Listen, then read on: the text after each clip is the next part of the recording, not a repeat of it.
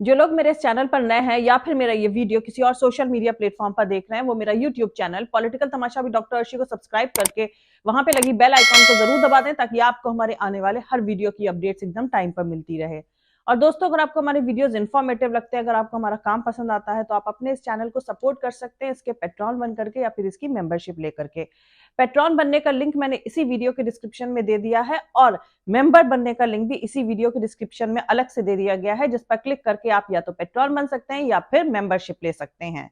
तो चलिए आज के सियासी तमाशे के सफर को शुरू करते हैं।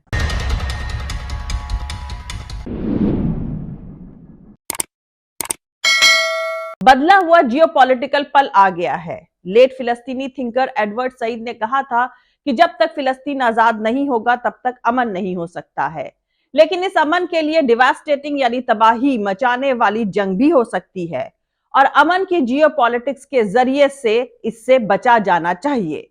इसीलिए मौजूदा हालात को देखते हुए पहला कदम जो उठाया जाना चाहिए वो है फौरन इसराइल फिलिस्तीन जंग का सीज फायर।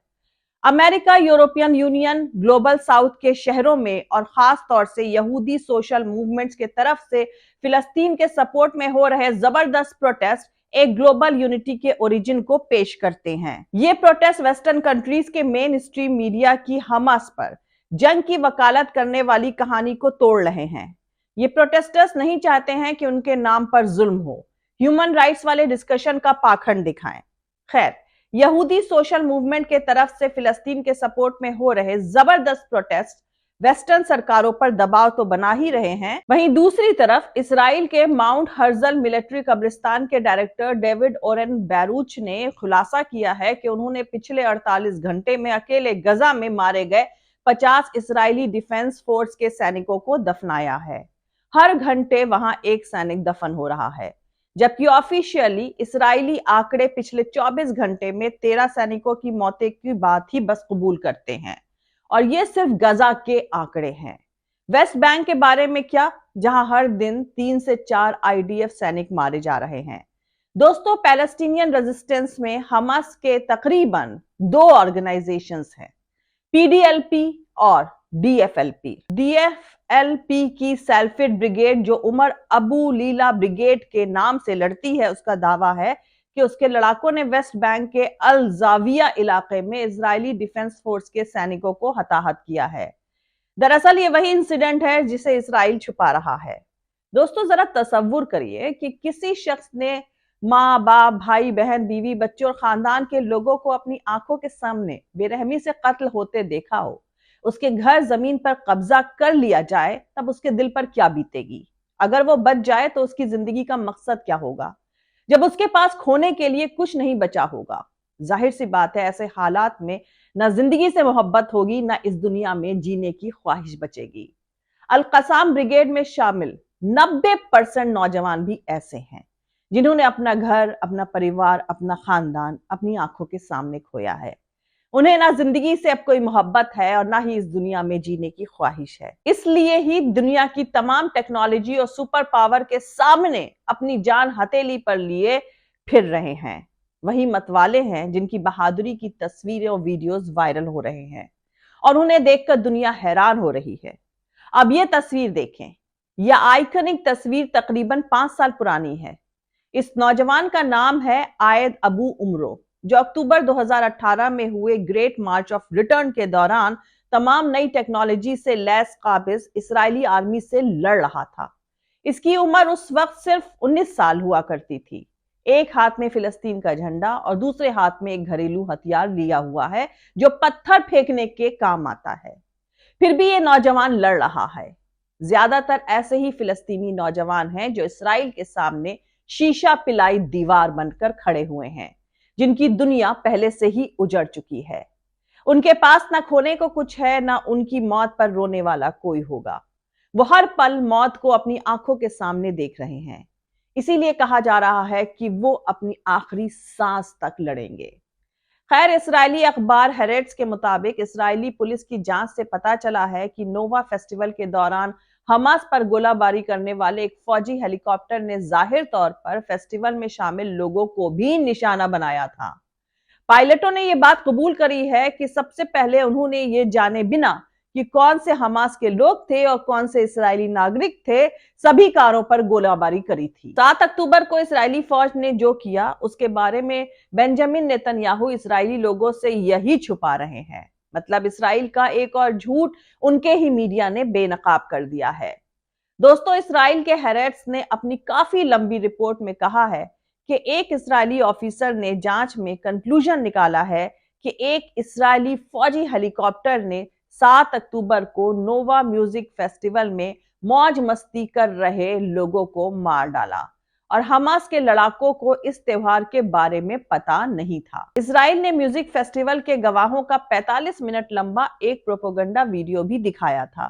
वीडियो में हत्या, बलात्कार और अपहरण के दावे थे जो हमास लड़ाकों पर लगाए गए थे। अब हाल की इस्राएली जांच ने उन सभी दावों को खुद ही खारिज कर दिया है। वहीं दूसरी तरफ यमन के हूती ग्रुप का कहना है कि उन्होंने रेड सी में एक इस्राएली कार्गो शिप को अपने कब्जे में ले लिया है।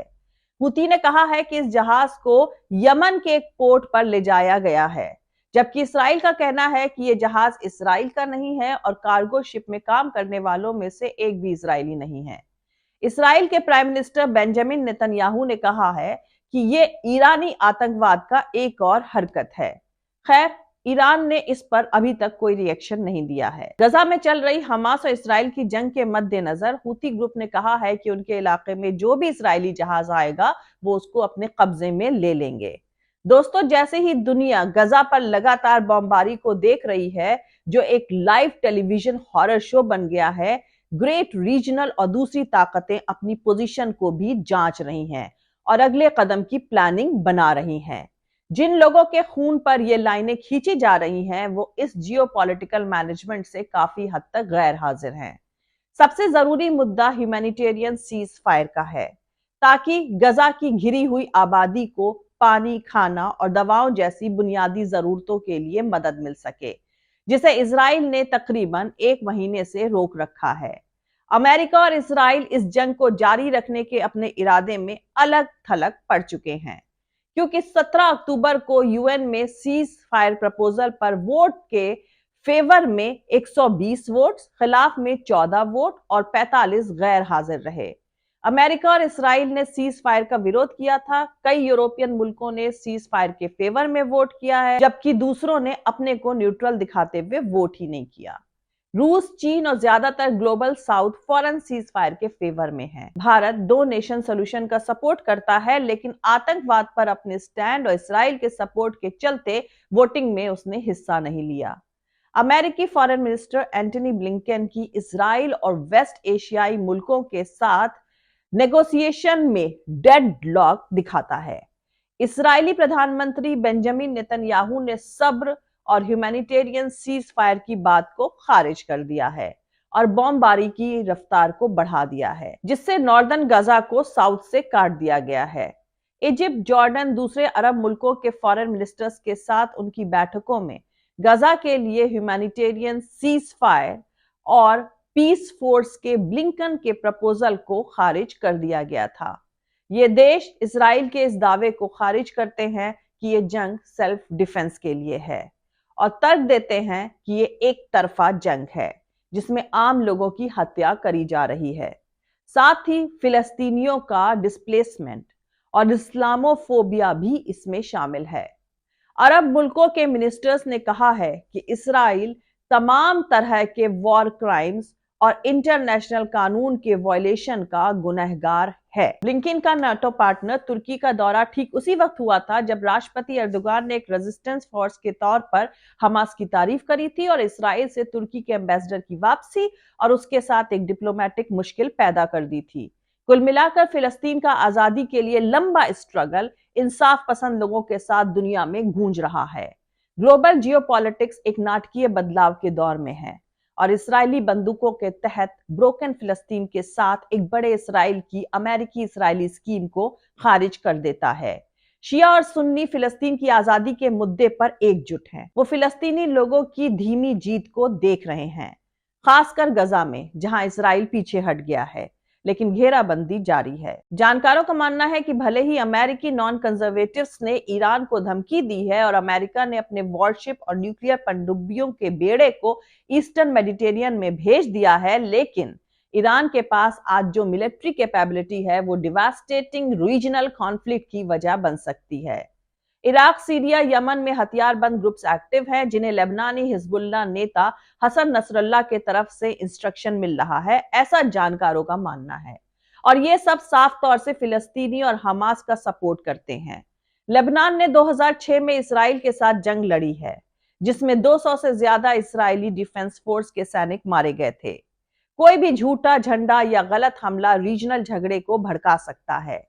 हिजबुल्लाह पहले ही नॉर्दर्न इसराइल से लगी सरहद पर कुछ गांव और फौजी ठिकानों पर लगातार हमला कर ही रहा है। कुल मिलाकर तमाम जानकारों का मानना है कि बदले हुए जियोपॉलिटिकल का वक्त तकरीबन आ चुका है और फिलिस्तीन की आजादी ही अब अमन कायम करने की गारंटी हो सकती है।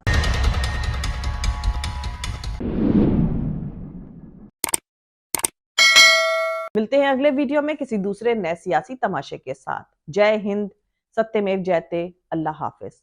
दोस्तों, हमारा पूरा वीडियो और दूसरे और वीडियोस देखने के लिए हमारा YouTube channel political Tamasha with doctor Arshi को सब्सक्राइब करके वहां पे लगी बेल आइकॉन को जरूर दबा दें ताकि आपको हमारे आने वाले हर वीडियो की अपडेट्स मिलती रहे। और दोस्तों, अगर आपको हमारा काम पसंद आता है, अगर आपको हमारे वीडियोस पसंद आते हैं, तो आप अपने इस चैनल को सपोर्ट कर सकते हैं इसके पेट्रॉन बन करके या फिर इसकी मेंबरशिप लेकर के। पेट्रॉन बनने का लिंक मैंने इसी वीडियो के डिस्क्रिप्शन में डाल दिया है, जिस पर क्लिक करके आप पेट्रॉन बन सकते हैं।